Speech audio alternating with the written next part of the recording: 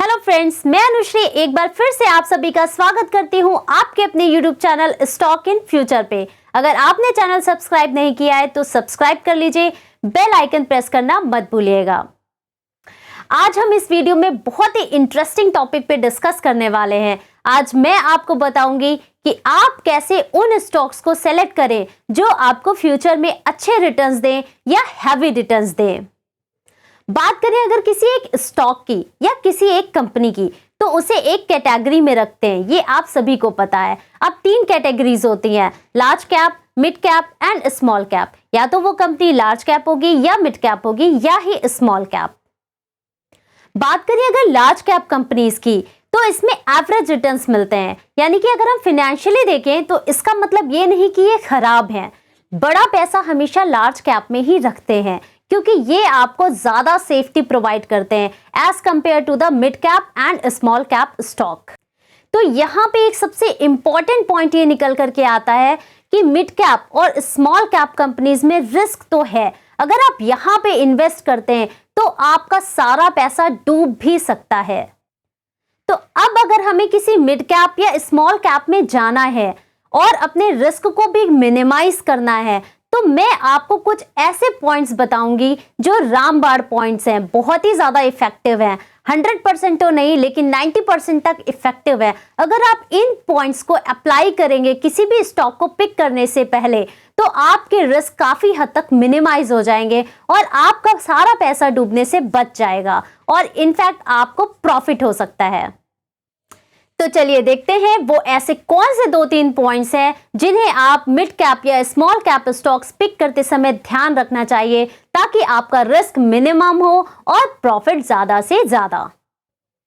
तो शुरू करते हैं पॉइंट नंबर 1 से। पॉइंट नंबर 1 में आपको यह देखना है कि जो भी स्टॉक आप देख रहे हैं उसका बिजनेस क्या है, यानी कि वो किस सेक्टर में काम करता है। एक ऐसा सेक्टर होता है जो काफी लंबे समय से चला आ रहा है और आगे भी चलेगा। बट यहां पर भी अगर आप देखो तो चाहे मिड कैप हो, चाहे स्मॉल कैप हो और चाहे लार्ज कैप हो, यहां पर भी आपको एवरेज रिटर्न ही मिलेंगे।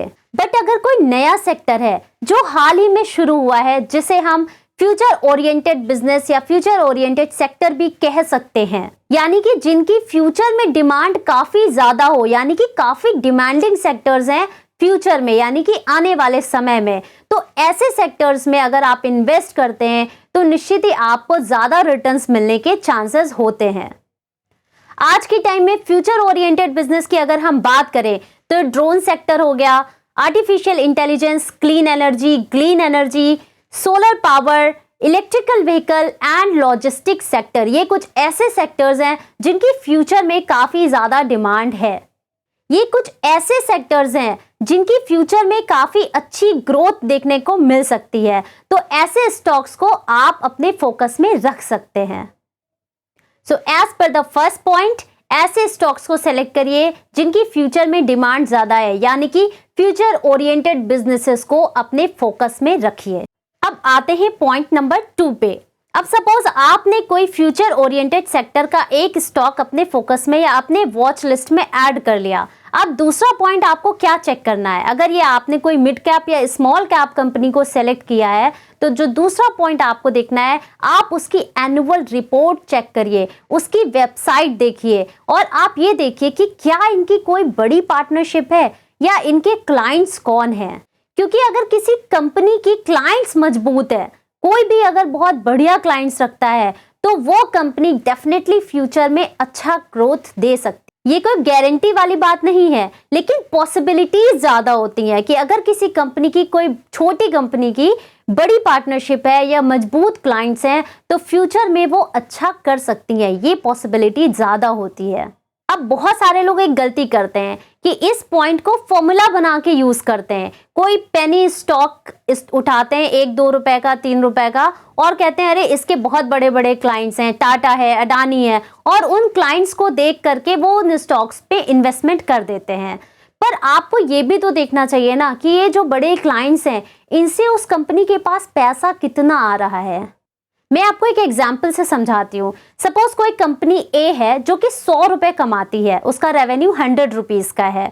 अब अगर इन क्लाइंट्स के थ्रू इनके रेवेन्यू में 20 या 30 रुपीज आ रहे हैं तब तो ठीक है, लेकिन अब सपोज 2 रुपए 3 रुपए इस तरह से आ रहा है तो कोई फायदा नहीं है। तो यानी कि आपको सिर्फ क्लाइंट्स नहीं देखना है, आपको ये भी देखना है कि इन बड़े क्लाइंट्स का कंट्रीब्यूशन कितना है इस स्टॉक के रेवेन्यू में।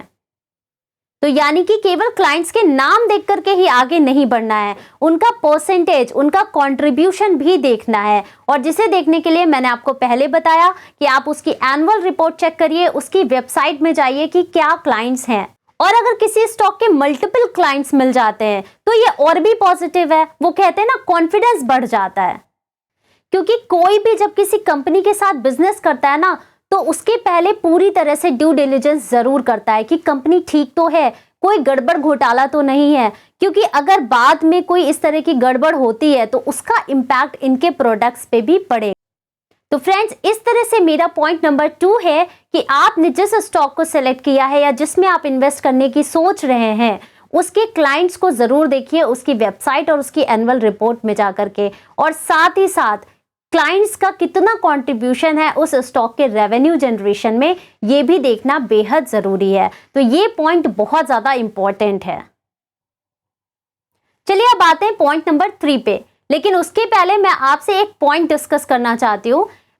पॉइंट नहीं, वो एक मिस्टेक है जो देखा गया है कि बहुत ज्यादा लोग करते हैं। वो क्या करते हैं, 3, 4, 5 रुपए का पेनी स्टॉक पिक करते हैं और उसके क्लाइंट्स देखते हैं कि क्लाइंट्स बहुत मजबूत हैं, उनका कंट्रीब्यूशन भी अच्छा है, और ये देख करके उस स्टॉक में इन्वेस्ट कर देते हैं। तो क्या आपको ऐसा करना चाहिए? क्या सिर्फ एक ही चीज काफी होती है किसी भी स्टॉक को पिक करने के लिए? बिल्कुल भी नहीं। मैं आपको एक एग्जाम्पल से समझाती हूँ। अब सपोज आपका फेवरेट कलर ब्लू है और आपको कोई कार खरीदनी है। अब मैं आपसे कहूं कि सर ये देखिए ब्लू कलर की कार है, ये आप ले लीजिए, किसी भी कंपनी की कोई भी कार मैं आपको रेकमेंड कर दूं, तो क्या आप वो कार परचेज करोगे? नहीं करोगे। आपके पास एक लंबी लिस्ट होगी कि नहीं मुझे ये भी चाहिए, मुझे ये भी चाहिए, मुझे ये भी चाहिए, मुझे ये भी चाहिए। आपके पास स्पेसिफिकेशंस की एक बहुत ही लंबी लिस्ट होगी। ऐसे ही आप मोबाइल्स लेने जाओगे, अगर कोई भी मोबाइल फोन खरीदोगे तो आप उसमें भी क्या ये स्पेसिफिकेशन चाहिए, ये भी चाहिए, ये भी चाहिए, ऐसा होना चाहिए, वैसा होना चाहिए। आप मल्टीपल चीजों की आपकी डिमांड होगी, या आप देखोगे कि क्या फीचर्स हैं, क्या स्पेसिफिकेशंस, आप काफी चीजें देखोगे, तब कहीं आप कार या मोबाइल को परचेज करोगे। तो जब आप कार और मोबाइल खरीदने के लिए इतना देखते हो तो why not picking up the stock? ये सारी ही चीजें, इतने सारे पैरामीटर्स, स्पेसिफिकेशंस, या कह सकते हैं मल्टीपल चीजें, आप स्टॉक को पिक करने में क्यों नहीं देखते हो? स्टॉक पिक करने के लिए केवल एक ही चीज काफी क्यों है? तो ये गलती नहीं करनी है। स्टॉक पिक ना कि केवल एक ही चीज देख करके कि क्लाइंट देख लिया, उसका कंट्रीब्यूशन देख लिया और लगा नहीं ये तो बहुत अच्छा है और उसमें इन्वेस्टमेंट कर दिया। फिर क्या हुआ, कल को वो क्लाइंट आपका बाहर निकल गया और कंपनी डूब गई, आपका भी पैसा डूब गया। तो फ्रेंड्स, ये नहीं करना है। सारे पैरामीटर्स कोई भी स्टॉक पिक करते समय देखने हैं, चाहे वो फंडामेंटल्स हो, चाहे वो टेक्निकल्स हो, चाहे कंपनी का क्या बिजनेस है, कंपनी के प्रोमोटर्स होल्डिंग क्या है, कंपनी का क्लाइंटेज क्या है, हर चीज को देख करके देन आपको इन्वेस्टमेंट करनी है। तो चलिए अब आते हैं नेक्स्ट पॉइंट, जो कि मेरा लास्ट पॉइंट है, पॉइंट नंबर 3।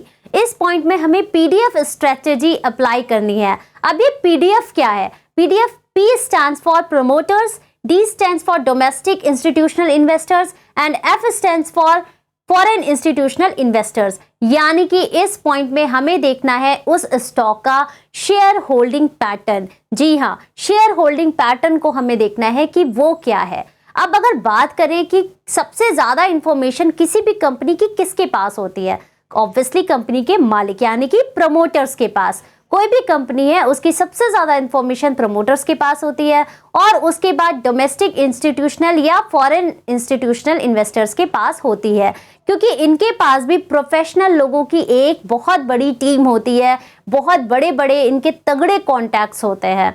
तो इनके पास भी कंपनीज की काफी इंफॉर्मेशन होती है। बचता कौन है? पब्लिक, यानी कि हम और आप। पब्लिक के पास सबसे कम इंफॉर्मेशन होती है। मान लीजिए कि कोई कंपनी ए है, उसमें कोई बहुत बड़ी डील साइन होने वाली है, तो ये इंफॉर्मेशन सबसे पहले किसे पता होगी? ऑब्वियसली कंपनी के मालिक यानी कि प्रमोटर्स को। और उसके बाद अगर किसी के बहुत तगड़े कॉन्टैक्ट्स हैं जो अंदर की बात को पता कर ले, तो FIIs और DIIs को पता होगी।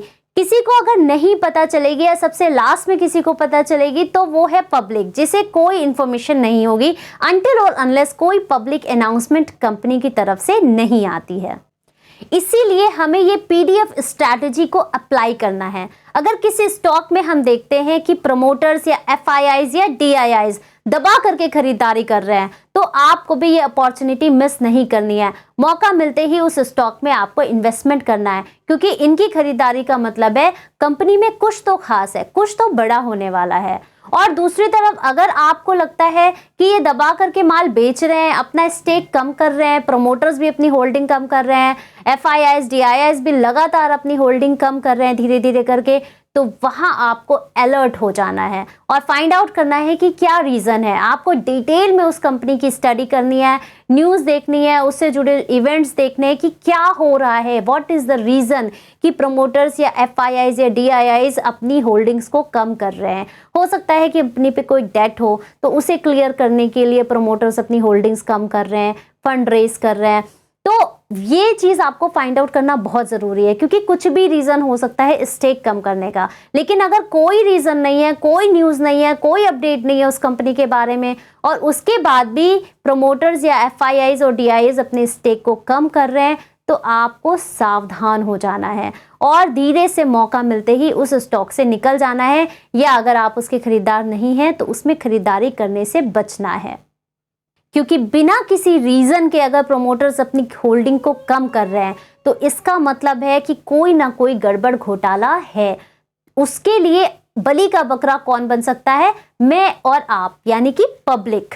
तो आपको बलि का बकरा बनने से बचना है। तो फ्रेंड्स, मेरा तीसरा पॉइंट था कि आपको ऐसे स्टॉक्स को सेलेक्ट करना है जिनमें प्रमोटर्स का स्टेक अच्छा हो, एफआईआईज और डीआईआईज का स्टेक अच्छा हो। तो चलिए एक बार फिर से तीनों ही पॉइंट्स को हम डिस्कस कर लेते हैं। पॉइंट नंबर 1, आपको देखना है उस स्टॉक का जिसे आप सेलेक्ट कर रहे हैं उसका बिजनेस क्या है, यानी कि आपको फ्यूचर ओरिएंटेड बिजनेस को फोकस में रखना है। दूसरा पॉइंट, आपको क्लाइंट्स देखने हैं कि कितने तगड़े क्लाइंट्स हैं और कितने क्लाइंट्स हैं, प्लस उन क्लाइंट्स का कंट्रीब्यूशन कितना है उस स्टॉक के रेवेन्यू में। और तीसरा पॉइंट, पीडीएफ स्ट्रैटेजी, यानी कि प्रमोटर्स, एफआईआईज और डीआईआईज कितना स्टेक अपना बढ़ा रहे हैं। अगर वो लगातार अपना स्टेक बढ़ा रहे हैं तो यानी कि कुछ पॉजिटिव है उस कंपनी में। तो ये तीनों ही पॉइंट्स आपको स्टॉक पिक करते समय ज़रूर देखना चाहिए। और अगर किसी स्टॉक में आपको ये तीनों ही चीज़ें मिलती हैं, वैसे ये कॉम्बिनेशन बहुत ज़्यादा रेयर है, लेकिन फिर भी अगर किसी स्टॉक में आपको ये तीनों ही चीज़ें मिलती हैं तो डेफिनेटली आप वहाँ पे इन्वेस्टमेंट करने से मत चूकिएगा। अगर आप ऐसे स्टॉक में जिसमें ये तीनों ही चीज़ें मिल रही हैं, पॉजिटिव हैं ये तीनों चीज़ें, टिक हो रही हैं, तो आप यहाँ पे बहुत अच्छा रिटर्न कमा सकते हैं। तो फ्रेंड्स, मेरी तरफ से ये कुछ पॉइंट्स थे जो आप स्टॉक सेलेक्ट करने पे, ये स्पेशली आपके मिड कैप स्टॉक या स्मॉल कैप स्टॉक, इनको सेलेक्ट करने के टाइम अगर आप इन पॉइंट्स को ध्यान में रखेंगे तो डेफिनेटली आपका रिस्क मिनिमाइज होगा और आप बहुत अच्छा प्रॉफिट गेन कर सकते हैं। तो कभी भी स्टॉक पिक करते समय इन पॉइंट्स को ध्यान में रखना मत भूलिएगा, आप बहुत अच्छा प्रॉफिट कमा सकते हैं इससे। आई होप कि ये इन्फॉर्मेशन, ये वीडियो आपको पसंद आई होगी। इंतज़ार रहेगा आपके कमेंट्स का। प्लीज़ आप कमेंट करके मुझे ज़रूर बताइए कि वीडियो कैसी लगी, और अगर कोई डाउट है, कोई क्वेरी है, तो आप भी वो कमेंट करके मुझसे पूछ सकते हैं। एक बार फिर से, अगर चैनल सब्सक्राइब नहीं किया है तो सब्सक्राइब कर लीजिएगा और बेल आइकन प्रेस करना मत भूलिएगा। मिलते हैं मेरी नेक्स्ट वीडियो में। Thank you.